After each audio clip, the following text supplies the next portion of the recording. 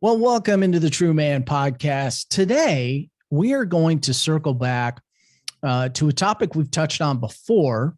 However, the problem of pornography, it's such a pervasive problem that I think it's important that we talk about it from time to time and offer assistance where we can. And with that, let's welcome to the podcast Dr. Eddie Capparucci. He is a licensed and Christian therapist certified in the treatment of sexual and pornography addictions. And he and his wife, Tara, have a private practice working with men struggling with sexual and pornography addictions, as well as the wives. And I think that's an interesting aspect to this, who are dealing with betrayal. He's got a book out, came out in January, Why Men Struggle to Love, Overcoming Relational Blind Spots. And we're going to talk about that today and the 14 blind spots that he's identified that negatively impact those relationships. So welcome to the show, Eddie. How are you? I'm well, Mike. It's a pleasure to be here, and I'm really looking forward to our conversation today. Yeah, I am too, because this is such a deep topic, but certainly an important one. And, we talked a few months back prior to the release of your book coming out, and I had a chance to look at it. And one of the first things that really stood out to me as you started in chapter 2 was really talking about the wounds that we carry around and don't recognize. And men, we are really good at carrying that stuff around. That might be a great spot for us to kind of talk about, start on, and dig into a little bit. Yeah, I mean, definitely it is. The word that you probably picked up, Mike, in reading the book that appears multiple times is oblivious, because that's what we are. Yeah. We are absolutely oblivious to many of the pain points that we suffered in our childhood that still haunt us today.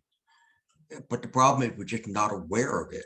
And a lot of it has to do with, the way we are now hardwired to be able to be emotionally engaged, emotionally intimate. Because many men, as I point out in the book, we struggle with being emotionally undeveloped. And that goes back to, again, what went wrong. Well, and I'll just give you a few of them that you picked up in the book. The idea of parents who do not walk you through the stages of childhood development that are necessary in order to teach you how to be emotionally engaged. Now, why don't they do that? Well, they don't do that because one, most likely they do not know they're not Right. emotionally engaged. Yeah. Okay, that doesn't make them bad people. They can be wonderful people, but they're just not emotionally engaged. They show their love by doing. They do things for their But kid. this makes up a majority of people, don't you? Is that fair I to say? I would say yes. I would say Yeah. it is a majority of people. The other thing that wind up impacting the fact that we are emotionally undeveloped may be certain traumas that we Sure. dealt with in growing up, whether they be of a sexual nature, emotional, physical, different things that may have happened to us with that. Also, what goes on in our relationship with our peers? Are we accepted or are we rejected? Do we fit in? Do we feel we belong? Or are we an outsider? Are we an outcast? Now, you may look, fast forward, you're in your 30s. Well, you know what? That was my past. I don't even think about it. I don't deal with it. Yes, you do. You just don't realize it. And what happens is there are events that happen today in our lives that go back and trigger us to experience some of the same feelings we may have felt back then with whatever those pain points are that we were dealing with. And I put all of that, and I explain that very well well, at least I think I do it very well. I may not, but in my book, Going Deeper, How the Inner Child Impacts Your Addiction, it goes back to that. And actually, it's really funny because people said to me, you shouldn't have called it How the Inner Child Impacts Sexual Addiction. You should have just called it How the Inner Child Impacts Our Lives. or causes Yeah. chaos in our life. Because you're right, you can use it for everything and anything that goes on. We are haunted by our past. But again, we're oblivious to it. And that's why we wind up making a lot of decisions that are very adolescent like, that Yeah. wind up causing chaos.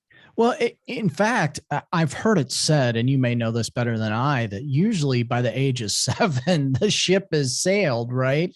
And so if something's happened prior to 7, if there's, a wound or something that has occurred, that thing's, deep in your subconscious at that point, and you could be trying to overcome that for years, Yeah, right? Well into adulthood. what we do is we do a great job of repressing because we don't want to feel that pain, especially if a child. A kid don't want to deal with anxiety, and Yeah. kids don't want to deal with depression. So what they do with this emotional pain that they're sitting with, they're like, what do I do to get rid of this? And the fact that they don't have a whole lot of worldly experiences, and two, they're more emotionally based in their thinking than cognitively based. They come up with one coping mechanism. And it's an excellent coping mechanism for a child at that age. And that is, I won't think about it. I'm not going to think about it. So, how do they do that? Well, what they do is they find distraction. Too much television, too much food, too many video games, too much fantasy of my own head, Yeah. spending so much time in my own world that I create, that we then take that same coping mechanism into our teen years and our adult years. So therefore, we never learn to sit with emotional discomfort, and we'll always run off to something to distract ourselves. And that's like today could be, just binging on Netflix or too much food. We're still dealing with that. Yeah. Or it could be the fact that, what, maybe my anger comes out all the time because of it. Or I get into some sort of an addictive behavior, such as drugs, alcohol, food, or sex in that kind of sense, or workaholic. That's another one. Yeah. Yeah, I was laughing when you were explaining that because I thought, well, he's talking about a child. And of course, then you rolled into an adult. And I'm like, well, it sounds like he's describing adults too. It's amazing to me how that stuff just carries over into our adult life. I mean, we just don't get over this stuff very easy. No, we don't, because we're not trying to get over it. And even in those cases, let's say you did, let's say at some point you say, you know what, I got to go figure out what the heck happened to me as a kid. Or let's say you still have some memories about it, and you go and you do the work. Well, you know what? Even if you do the work, what that does, it desensitizes the pain. It doesn't remove the pain. It's not gone. It has left scars. And so therefore, we still get triggered today by events that wind up making us think back of some of those events. So therefore, while we may not go to the depth of despair that we did before we did the work, we're still going to struggle for a period of time. And maybe like before, you go into a depression that would last days or weeks. Well, now it may be a day or two where you just feel off. But for some people who have never really addressed it, what that means is they're going to go on a bender of some kind, Yeah. and therefore causing a lot of not just stress for themselves, but for those people around them. Now, from a pornography perspective, I'm curious because in our culture, we're more or less surrounded by pornography. Whether somebody has their, whether they're completely nude or not, we seem to be in a culture that is infatuated by I don't know that, especially on television, we will walk right up to the line. I mean, right? Somebody will barely have any clothes on and it'll pass for television. But my point is, whether it's advertising in a magazine or on television or in the movies, this stuff is in our face all the time. And for a large piece of the population that have been affected by porn, how do we get beyond this when it, I mean, like half the time you don't need to go looking for it. It's just right there in your face. How do you move beyond in a culture where it's out there all the time?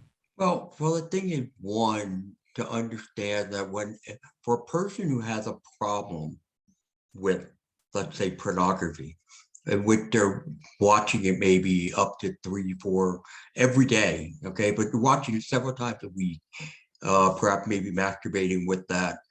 To understand it's not about sex. What it's about is an intimacy disorder. That they don't, what they're really seeking is emotional type of connection. Again, once again, they just don't know it. So therefore, not being emotionally undeveloped, they have confused emotional intimacy with physical intimacy.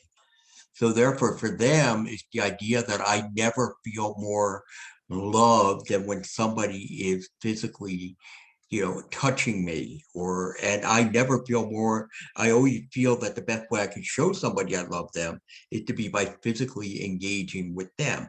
So they have Mhm. to understand that part of the problem, because there are, right now, the statistics tell us about 65% of men watch pornography maybe twice a month.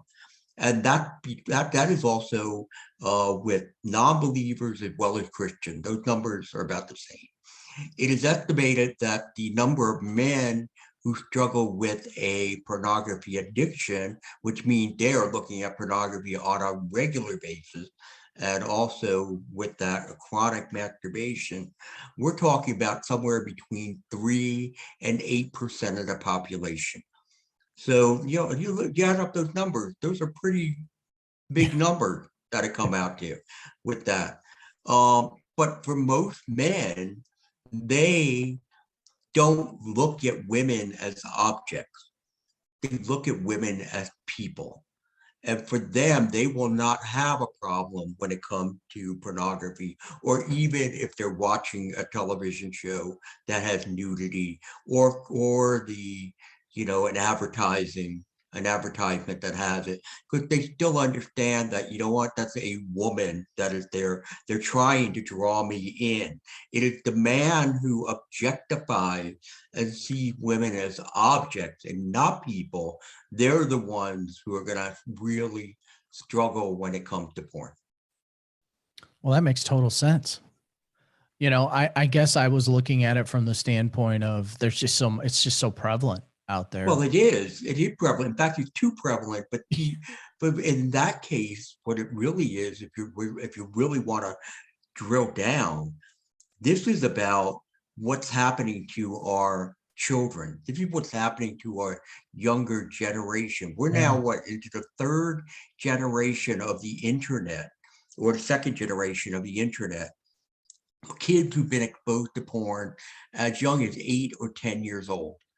And what they're being taught, okay, these little boys are being taught it's okay to objectify little girls.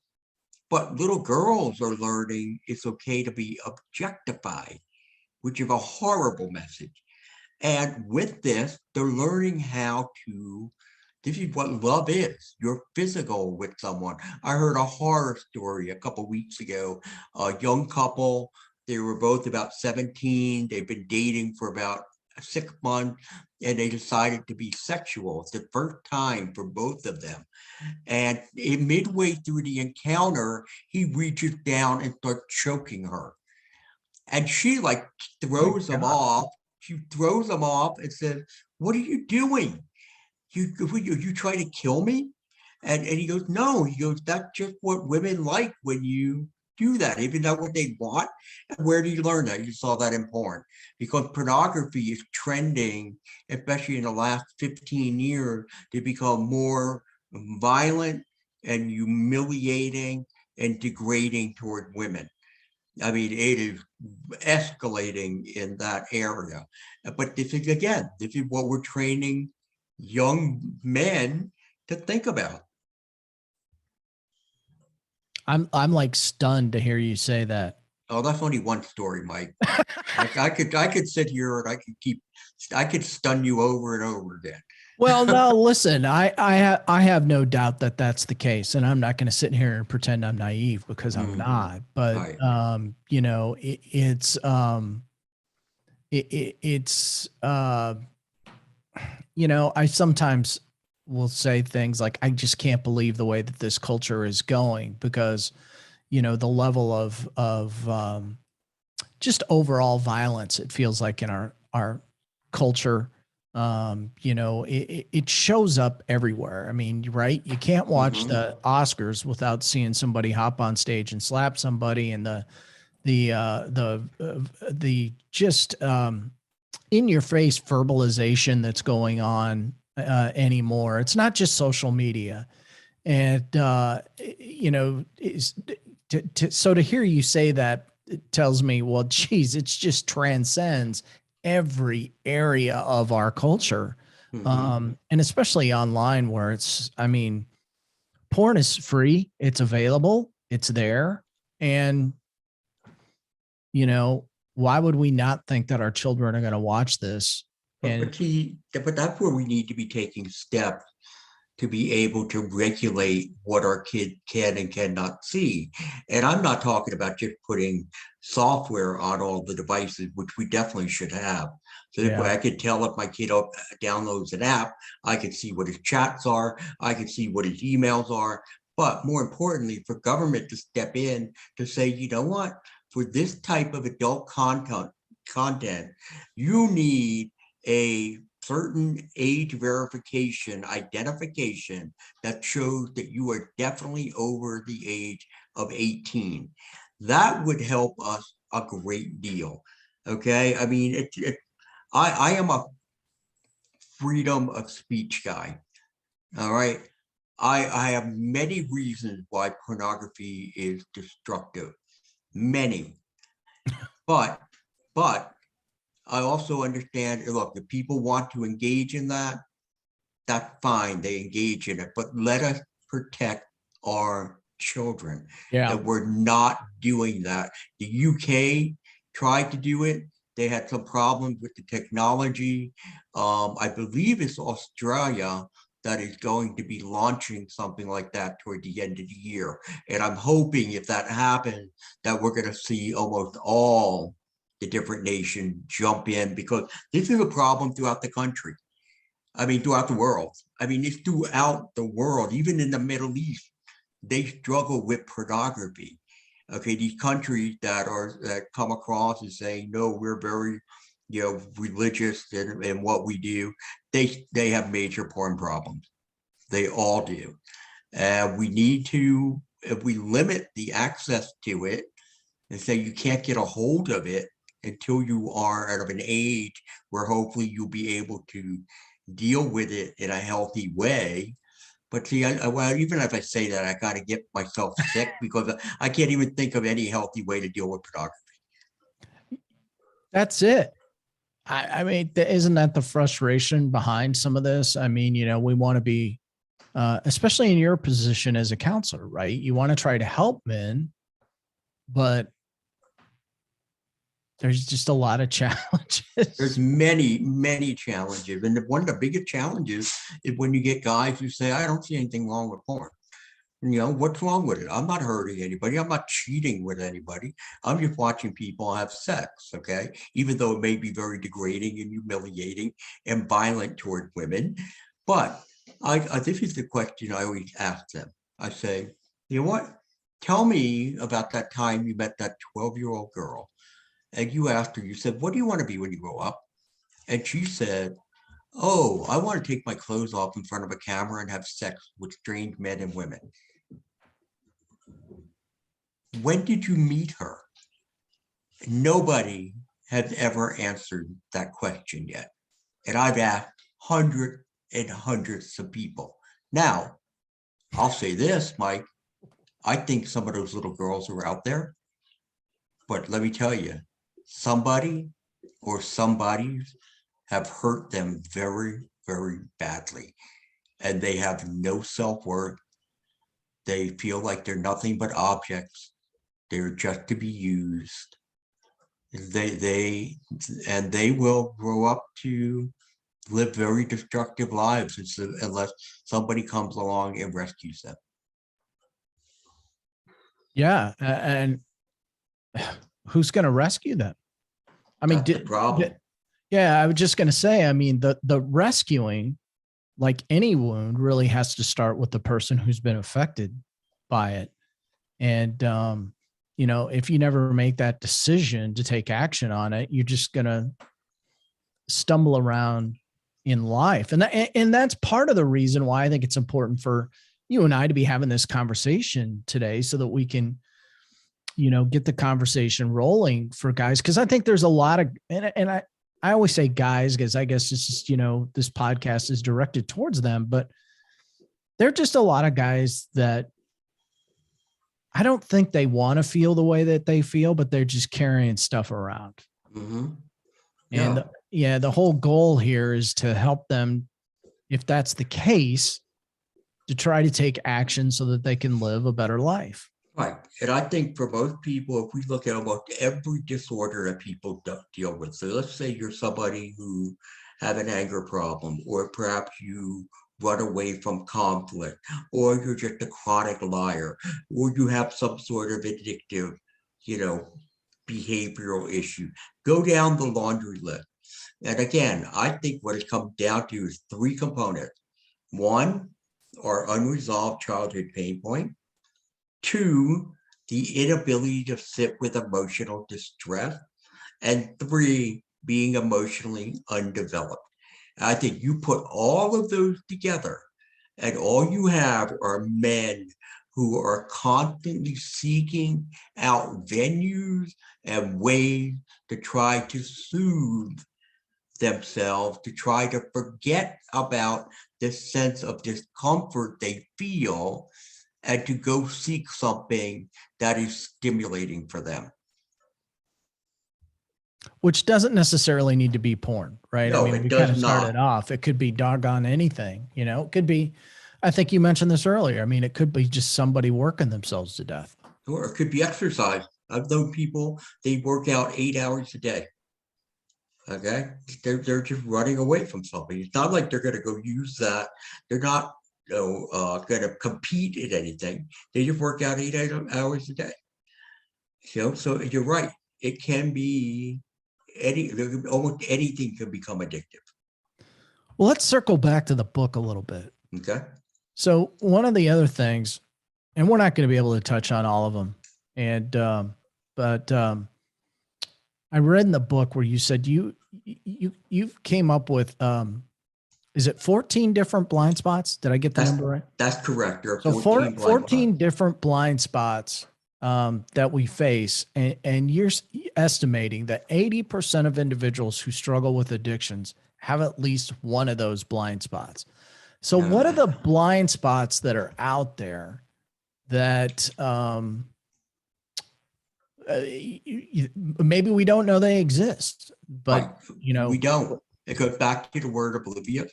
And actually, most of the people, 80%, have anywhere between 5 and 10 of these. That's the number that they deal with. So let me tell you first what a blind spot is. Okay. A blind spot are either a character defect or some sort of aspect that prevents us from developing and maintaining healthy emotional relationships.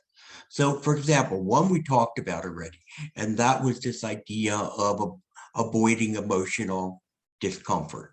That's one. Another one, which I think is a very important one, is we lack curiosity. And I don't mean curiosity in the sense that I could be very interested in sports or politics or, educational trends in our country, whatever it may be, gardening. I could be very curious, but it's about people. So therefore, we don't drill down and ask more questions about people.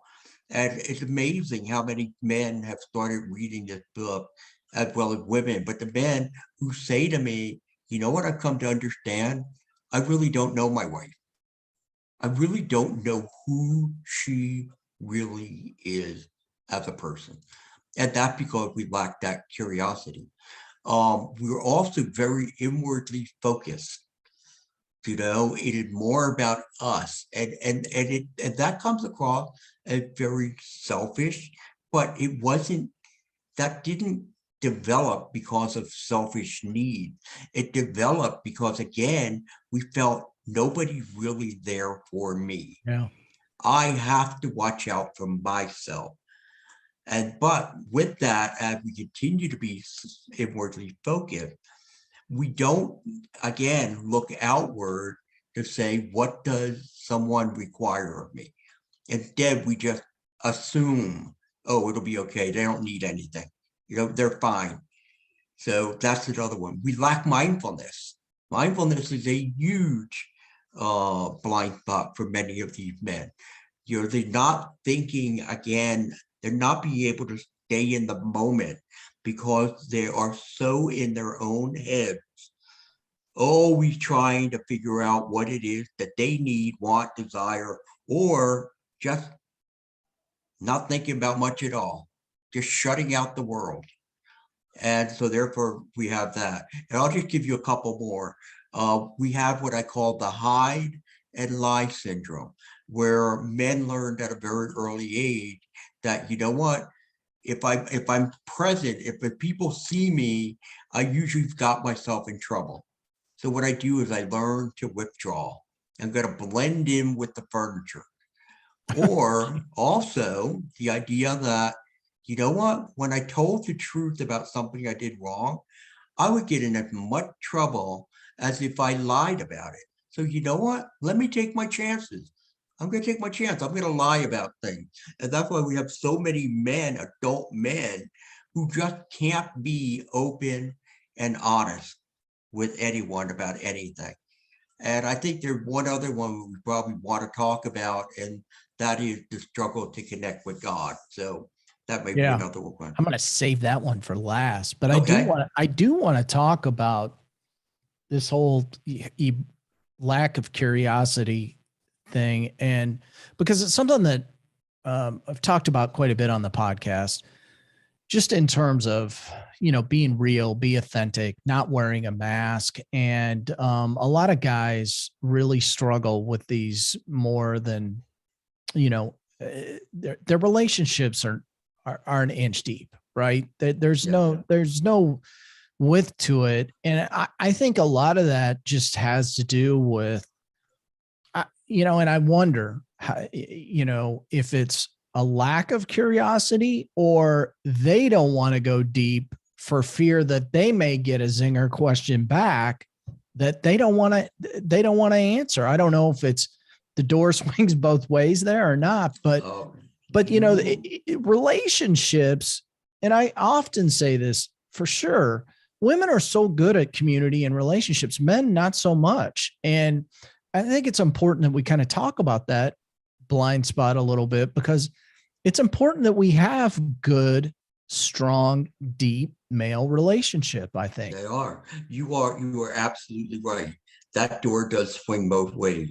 And there's the time that, oh, if I do probe and I do go deeper, well, I'm going to get, first and foremost, one, I'm going to get these emotions that are, presented to me, even if they're not an accusation or against Right. me, but I just don't know what to do with these emotions.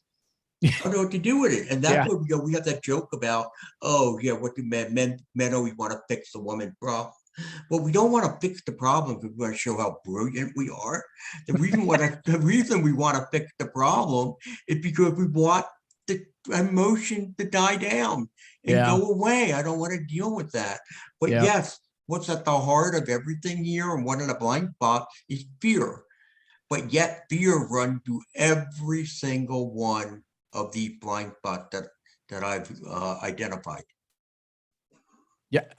That is the overwhelming.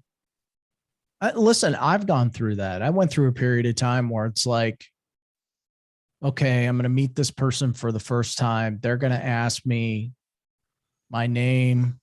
What do I do? And we're going to go down that rabbit hole. And I don't want to go down that rabbit hole. So I would avoid, just out of the fear that somebody might ask me a question that I don't want to deal with right now. Mm-hmm. Right. But what are you doing then, Mike? You're not living a very abundant life. What you're Right. doing is you're existing. And it is not, that is not what God designed for us here.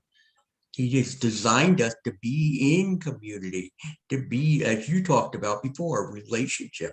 Relationship is everything. I read the Bible, and what did the Bible? I look at the Bible, I say it's all about relationship. But our relationship with God, God's relationship with us, and our relationship with others, our relationship with ourselves. I that's what it is.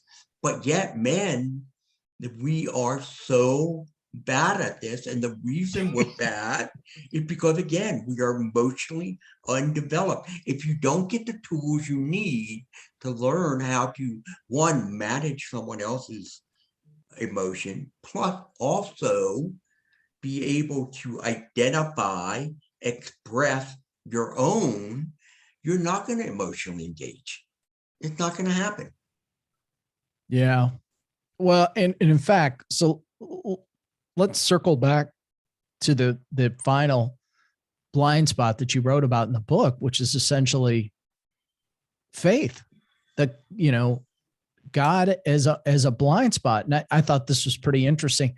You weave a lot of faith information throughout the book, which I find really interesting. But I also found it interesting that you're saying straight up, hey, God's a blind spot. What do you mean by Yes. that? Well, I mean, what I mean is our struggle to connect with God. I mean, think about it. Let's think about it in the most basic way. If I struggle to connect with people who I can see, hear, and talk to, how am I going to connect with a spiritual being Yeah.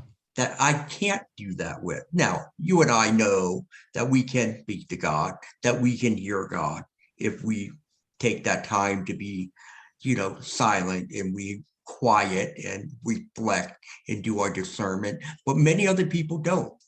They'll tell you, I've never heard God ever tell me anything. So therefore, there's that disconnect. The other disconnect, which is a theory, and Tim Clinton wrote the book called The God Attachment. And basically, what that says is that if you struggle to have an attachment with your father, your earthly father here, that you will struggle mightily to have an attachment with God. Because what you're going to do, all those emotions you have towards your dad, what you're going to do is you're going to project them upon God and say, he feels the same way about me as my father here in this world sees me. And that, again, is completely erroneous. It's completely false. But yet there are so many men who are caught in that trap and believe that God has no interest in them, has no desire for them, and he has abandoned them. And again, that is so sad, and it's a message that needs to be communicated out there to believers, that what they're doing, again, is they are just projecting what they believe their father felt about them onto God himself. Have you seen that in your practice? Oh my God, that was the subject of my first book, Yeah. removing your shame label, learning to break from shame and feel God's love. I was so blown away by the number of believers who came into my office. And again, these were people who they believe, they've been Yeah. saved, but yet they're like, oh, God wants nothing to do with me. God could never love me. I mean, look at what I've done in this world. Look what I you know had to deal with. And besides, you know what? I'm not lovable. I'm not worthy.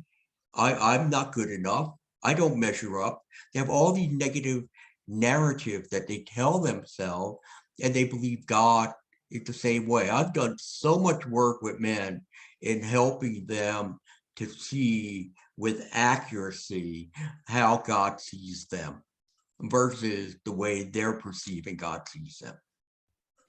Yeah, I think it's a pretty important topic because I've gone through a little bit of this in myself. I mean, I was been a Christian all my life, but really didn't understand the depths of God's love for me, and vice versa, my love for Him back. And because I think once you understand that He loves you in such an intimate way, then you can reciprocate back.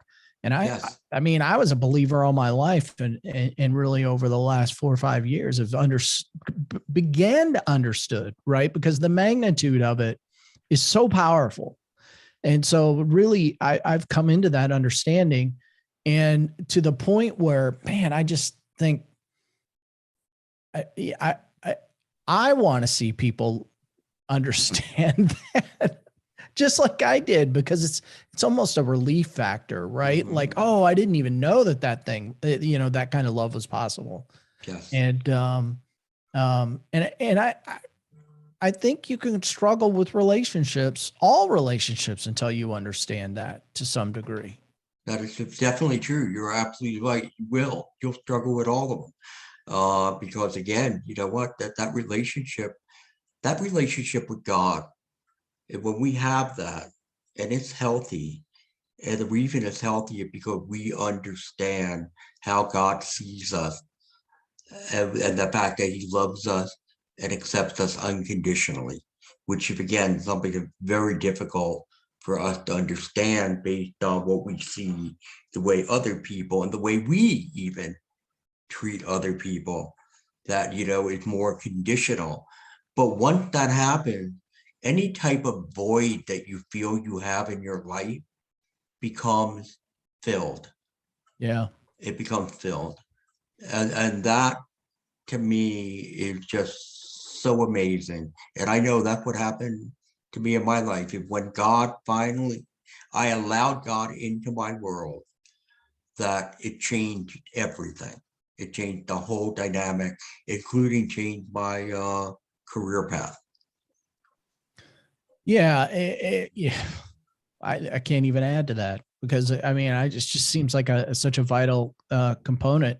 In fact, I think you mentioned this in the book. It's basically the biggest one, which is essentially the last the reason you saved it for last. You saved the best for last, right? Yes, you usually do.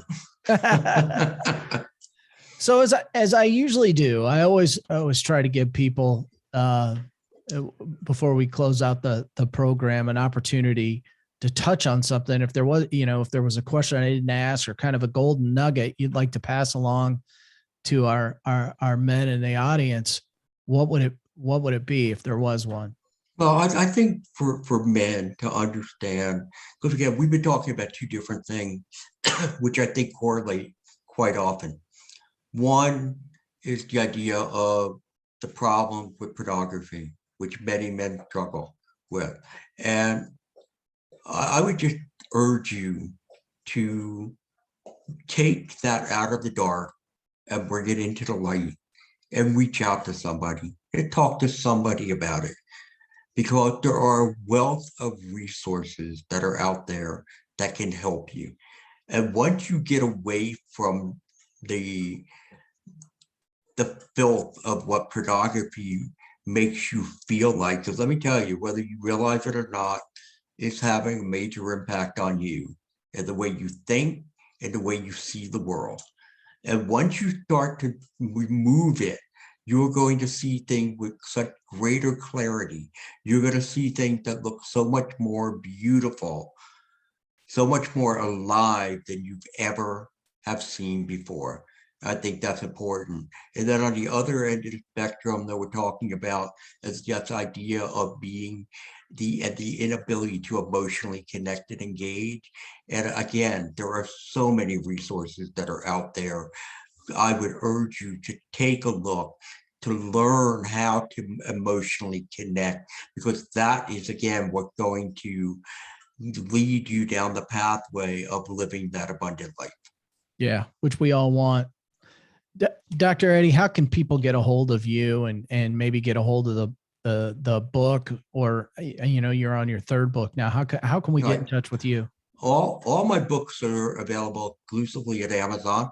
They can go ahead and type in Capparucci and they can find them there. One is the Removing Your Shame label, Going Deeper, How the Inner Child Impacts Your Sexual Addiction, and of course the new one, Why Men Struggle to Love. If they want to find out more about why men struggle to love, they can go to www.strugglingmen.org. If they want to find out more about my inner child model for treating sex and porn addiction, they can go to www.innerchild-sexaddiction.com. And we'll put all those in the show notes. But listen, certainly wanted to thank you for being on the show today. We talked about, a broad spectrum of things, but they kind of all fit together. And I think it's important that we touch on them from time to time because, the bottom line is statistics say this is what men are dealing with. So we really appreciate you coming on the podcast and sharing your expertise with us. Well, thank you for having me, Mike. I really, to your point, I believe these are important subjects. Men are selling themselves short. Yeah. And they need to be educated to understand that, you know what, there is a more fulfilling life for you to enjoy. Amen to that. Thanks for being on, Eddie. You're welcome.